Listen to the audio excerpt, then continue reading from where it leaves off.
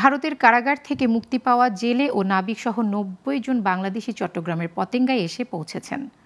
সকাল ৯টায় পতেঙ্গার কর্ণফুলী চ্যানেলে এসে পৌঁছান তারা। পাশাপাশি ফেরত দেওয়া হয়েছে আটক এফভি লায়লা ২ ও এফভি মেঘনা ৫ নামের দুটি মাছ ধরার জাহাজ।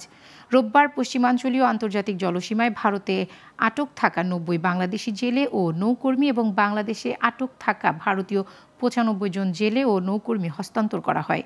এর আগে ৯ ডিসেম্বর দুটি ট্রলার সহ ৭৮ জন বাংলাদেশি জেলে নাবিককে ধরে নিয়ে যায় ভারতীয় কোস্টগার্ড। অভিযোগ ছিল তারা ভারতীয় সীমানার মধ্যে গিয়ে মাছ ধরছিল, সেই প্রেক্ষাপটে তাদেরকে ধরে নিয়ে যাওয়া হয়েছে। আমরা পুরোটা যাচাই করে দেখব যে ওনারা বলেছেন ভারতীয় জলসীমায় চলে গিয়েছে সেটা সঠিক নাকি ওনারা বাংলাদেশ জলসীমায় ছিলেন। আমাদের এখানেও কিছু ভারতীয় জেলে আটক ছিল এবং তাদের ওখানেও ছিল।